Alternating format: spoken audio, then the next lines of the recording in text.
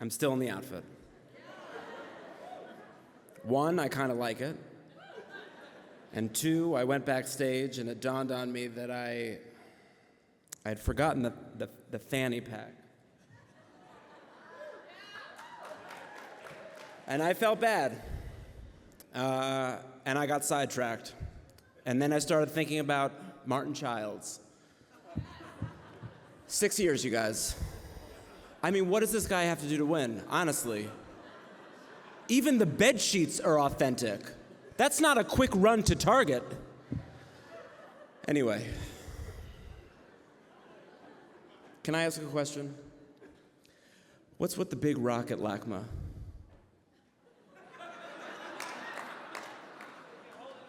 Please, just, in every other venue, no one can explain this to me. I thought this would be the right place. Is there someone standing back there? No? Okay. Here to present the Cinematic Imagery Award from tonight's nominated series, The Morning Show, Karen Pittman.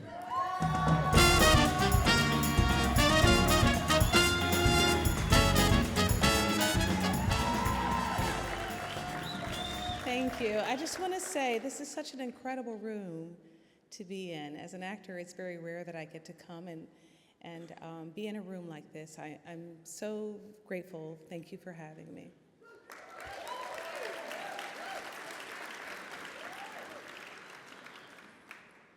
Tonight it is my distinct honor and privilege to present the Cinematic Imagery Award to a truly remarkable individual, Mimi Leder.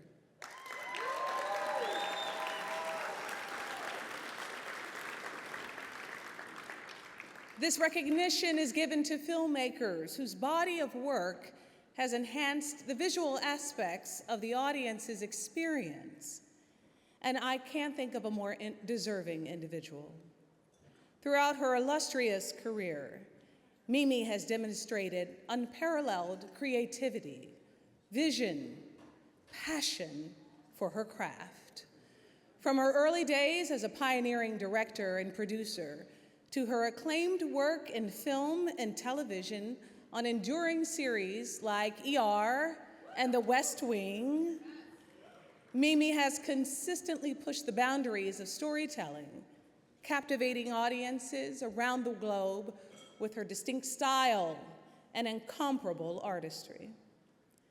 When I first met Mimi, I, like a lot of people, was awestruck and a little intimidated. Not only am I a fan of her work, but I am an admirer of the creativity, the resiliency that has fueled her career.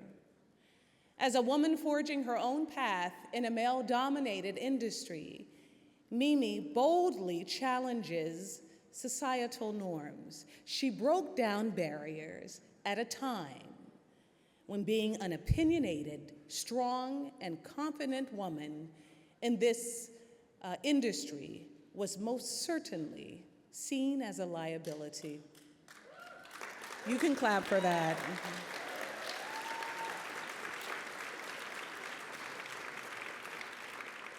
She has since directed nearly 100 episodes of television, fearlessly tackling complex narratives, characters that are challenging, and innovating visual storytelling techniques.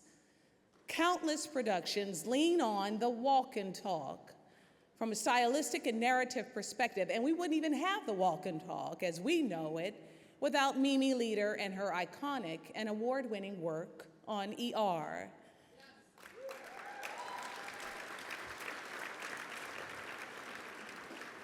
Elevating strong and confident female voices is another hallmark of her career.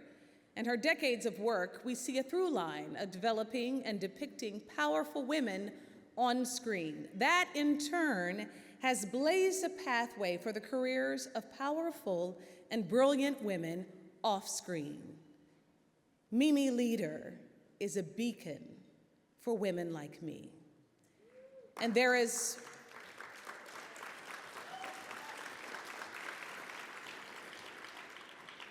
And there is no better example of this than her work on The Morning Show.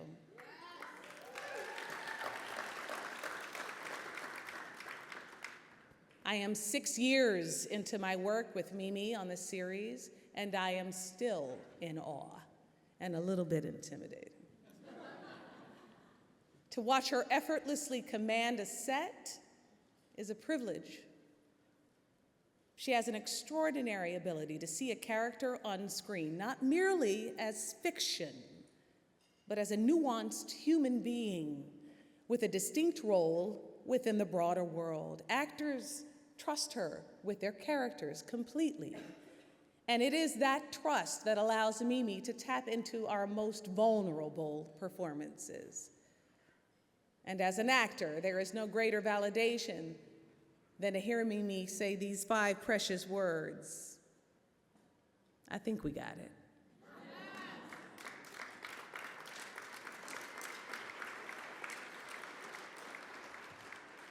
Mimi's influence is felt in every moment, every scene, every frame.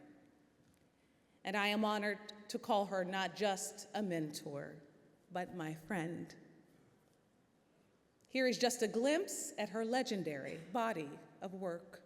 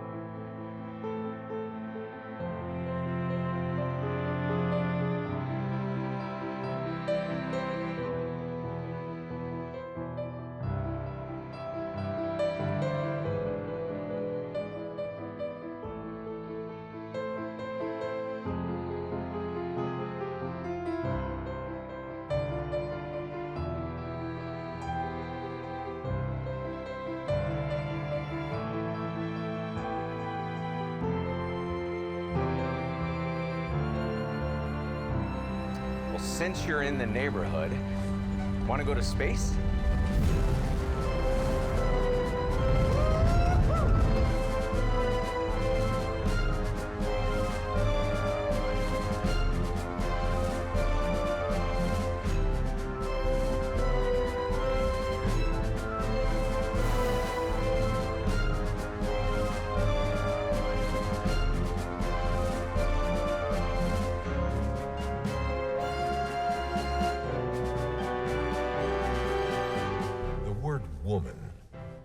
does not appear even once in the U.S. Constitution. Nor does the word freedom, Your Honor.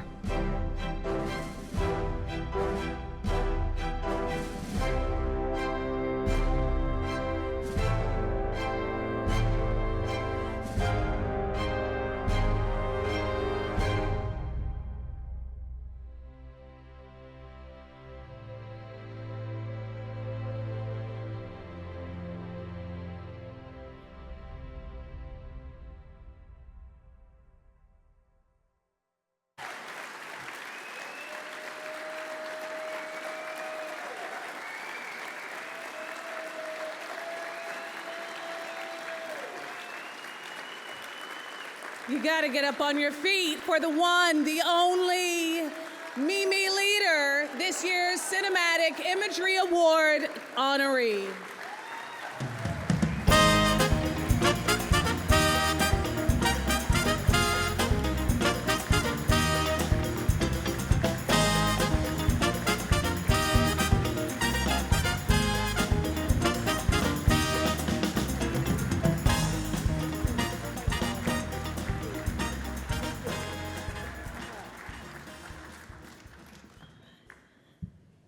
Thank you. Karen, I'd go to the end of the earth to do art with you. And I thank you and I love you, my friend. I want to thank Carol Kravitz and Andrew Gus for putting that reel together. It's hard putting your career together in a couple of minutes. It's an incredible feeling to be here tonight among all of you. Brilliant hearts and minds, artists who magically bring imaginary worlds to life. Because without you, there's nothing. And I want to thank the Art Directors Guild for this great honor. I am truly humbled to receive this from you. So when I was a kid, my parents used to drop me off with my brother, Reuben, at the now-defunct Oriental Theater on the Sunset Strip to watch double features every Saturday afternoon. And there were no ratings, and there were no restrictions, and they wanted us to see the world, and boy, did we see it. At 9 years old, I saw Whatever Happened to Baby Jane, and I cried all the way home. And it scarred me for life, but most scars heal, and it opened up a whole new world for me. From there, I carried on breathing in the works of Fellini, Antonioni, Lena Wertmüller, David Lean, Hal Ashby, De Sica, Kubrick, Spielberg, and my father, Paul Leader. He was a low-budget filmmaker who made films from the 60s to the 90s. And these filmmakers all shaped my life.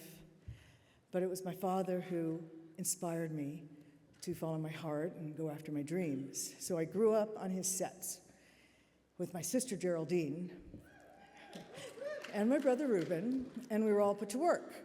And it was a wild time being thrown into almost every job imaginable. I painted sets, I scouted locations, I was a script supervisor, I was a camera assistant, I was a second unit cinematographer, and I was a camera loader. And he shot on short ends, and that's all he could afford. You probably don't even know what that is, so Google it.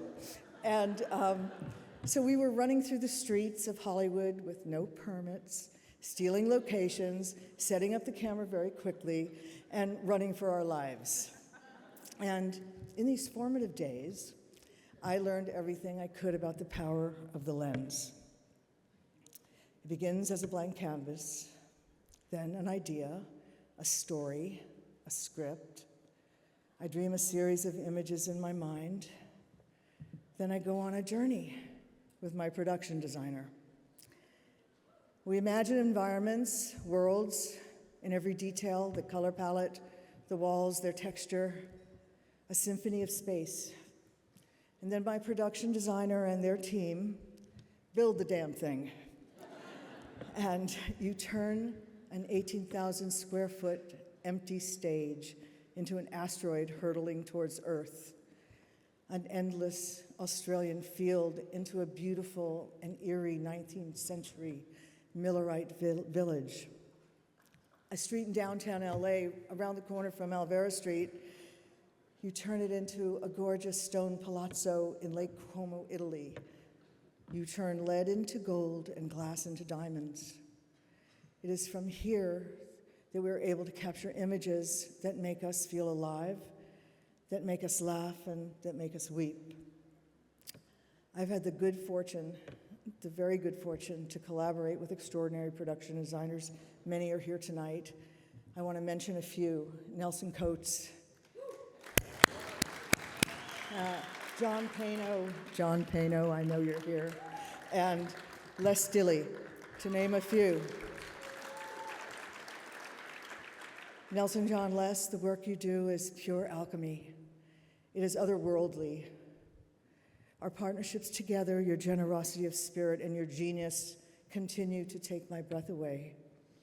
I must acknowledge your amazing teams of art directors, set designers, concept illustrators, graphic artists, construction coordinators, carpenters, set painters, PAs. I know there's many more, but thank you all.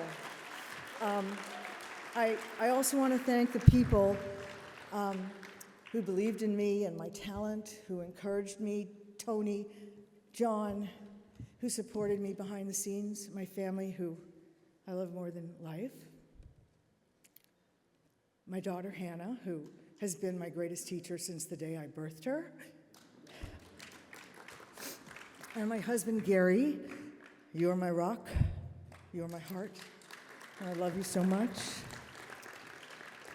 And mostly my parents for dropping me off on those Saturday afternoons at the Oriental Theater on the Sunset Strip.